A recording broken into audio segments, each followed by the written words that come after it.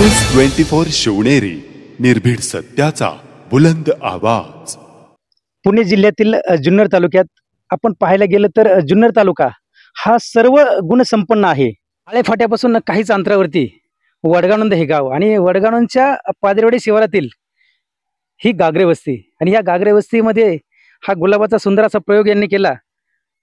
परंतु या गुलाबाची नक्की रोपणी करताना यांनी शिर्डी जातीच्या गुलाबाची निवड केली।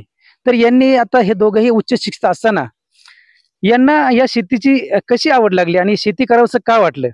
कारण का इथे पहिलं पाहायला गेलं संपूर्ण खडकाळ जमीन, या खडकाळ जमिनीत यांनी जे 33 गुंठ्याचा प्लॉट पाहिला, या 33 गुंठ्याच्या प्लॉटमध्ये प्रथमतः ते सोयाबीन, भुईमुग असे पिकं घेत होते।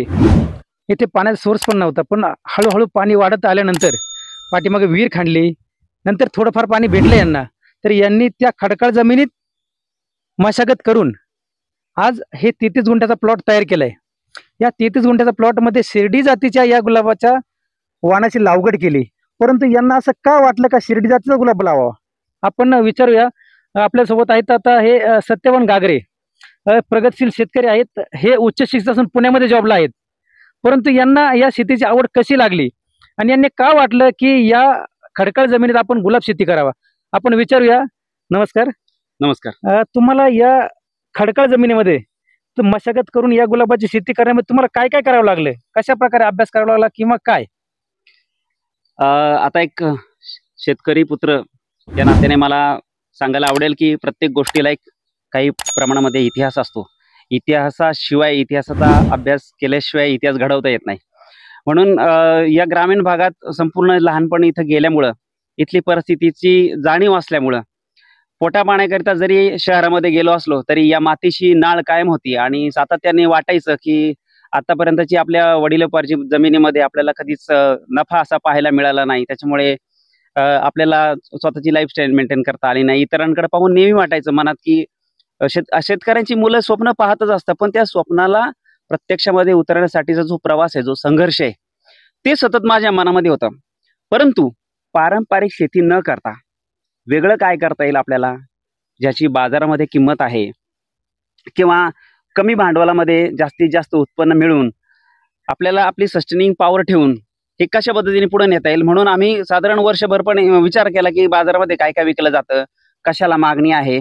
मग त्याच्यामध्ये आम्ही गुलाब निवडला। गुलाब की प्रेमाचं प्रतीक आहे।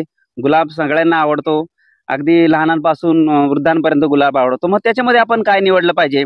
तर आपल्या परिसरामध्ये येणाऱ्या 2 जातींची मला माहिती मिळाली की बोर्डेक्स आणि डिवाइन म्हणजे शिर्डी गुलाब, या 2 जाती आपल्याकडे येऊ शकतात। पण त्याच्यामध्ये बोर्डेक्स जी आहे शक्यतो पॉलीहाऊसमध्ये लावली जाते। काही लोकांनी ओपन प्लॉटवर प्रयोग केलेला आहे, परंतु त्याला खूप काळजी घ्यावी लागते, जी की आपल्याला तेवढा त्याचा स्टडी नसल्यामुळे आपण म्हटलं मोठी रिस्क न घेता आपण सुरुवात करावी, म्हणून आम्ही शिर्डी गुलाबची निवड केली।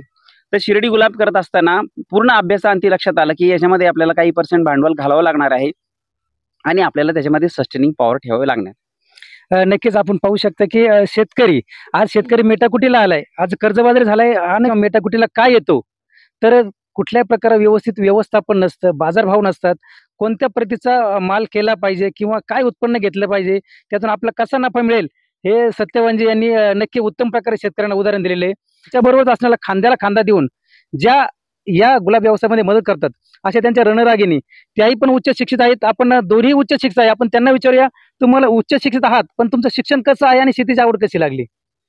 मी फर्ग्युसन महाविद्यालयातून ग्रॅज्युएशन केलं। त्याच्यानंतर थोडं आर्थिक परिस्थिती नसल्यामुळे मला शिकता नाही आलं, परंतु मी आजही शिक्षण, माणूस आयुष्यभर विद्यार्थी असतो, म्हणून माझी आजही शिकण्याची इच्छा असल्यामुळे मी थिएटरमधून बाय रिसर्च मास्टर्स करतोय सोलापूर विद्यापीठातून आणि माझं PhD मी आता नॉर्वेमधून करण्याचा माझा विचार आहे।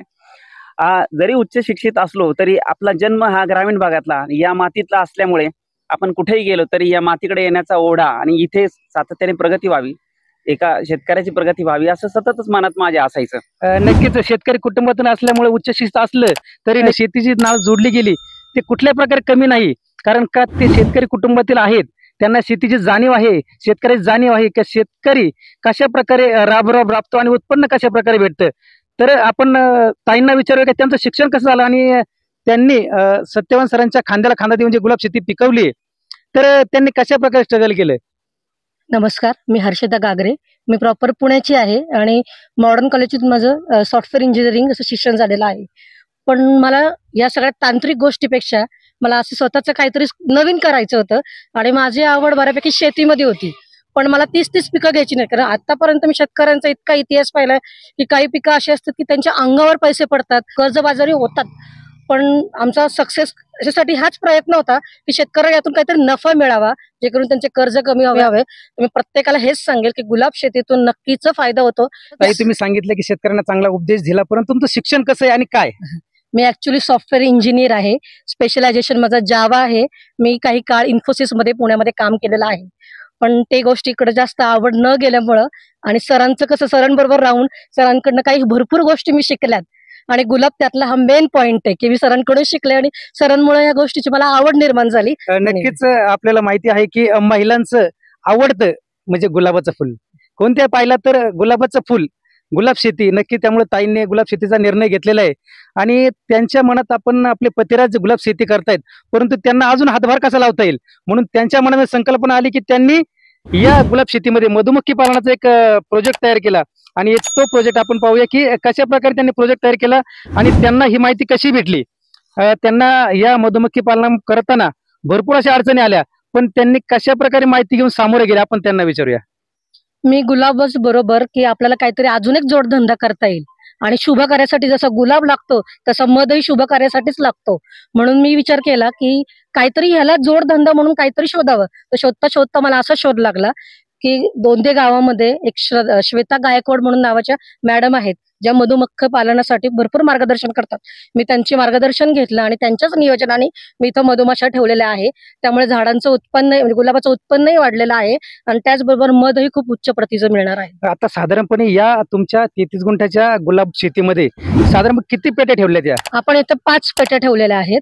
आपण जास्तीत जास्त 10 पेट्या 33 गुंठ्यामध्ये ठेवू शकतो, पण आम्ही ट्रायल बेसिसवर सध्या 5 ठेवलेल्या आहेत. त्याची यातून साधारणपणे उत्पन्न जे म्हणतो ते कशा प्रकारे भेटते? यासाठी याच्यात 3 महिन्याचा कालावधी जातो. याच्यामध्ये 25 किलो एका पेटीमधून मध निघतं आपल्याला आणि आता माझ्याकडे 5 आहे तर 125 किलो अंदाजे याच्यात निघेल आता मध आपल्याला. नक्कीच आपण पाहू शकतो की हे अगदी उच्च शिक्षित जोडपं असूनही या शेतीशी नाळ जोडली गेली आणि उत्तम प्रकारे उत्तम व्यवसाय म्हणून शेतीकडे पाहता येते. हे उच्च शिक्षित जोडपं असूनही उत्तम प्रकारे शेती करू शकतं, चांगल्या प्रकारे उत्पन्न मिळू शकतं, तर आपण का नाही? आपण त्यांना विचारू का तुम्ही शेतकऱ्यांना नक्की याबद्दल काय संदेश देणार? का बऱ्याच प्रमाणे आपण पाहतो की शेतकरी कर्जबाजारी होतात, कंटाळत आहेत, तर त्यांना तुम्ही काय संदेश देणार?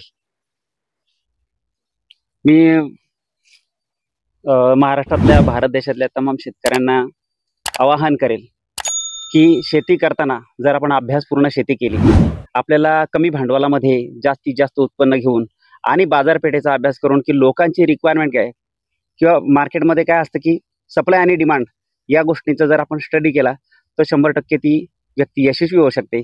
आणि पहिल्यांदा म्हणजे कुठल्याही प्रकारे आत्मविश्वास आपला खचू न देता आपण जगाचा पोशिंदा आहोत, आपण एक बलशाली शेतकरी आहोत आणि संपूर्ण भारत देशामध्ये शेतीप्रधान कृषीप्रधान हा देश आहे. आपल्यामुळे आर्थिक चक्र फिरत आहे. हा जर आत्मविश्वास आला तर निश्चितपणे शेतकरी यशाच्या शिखरावर पोहोचल्याशिवाय आणि प्रत्येक शेतकऱ्याचा मुलगा हा यशस्वी उद्योजक झाल्याशिवाय राहणार नाही, याची मला संपूर्णपणे खात्री आहे. नक्कीच सरांनी सांगितलं की शेतकऱ्यांनी जर मागणी आणि पुरवठा याचा विचार केला आणि जर पावसाच्या बदलामध्ये आपण कोणत्या सीझनमध्ये काय पीक घेऊ शकतो आणि उत्पन्न मिळू शकतो यावर अभ्यास करून जर शेती केली तर नक्कीच शेतकरी हा कर्जबाजारी होणार नाही, नक्कीच प्रगती होईल.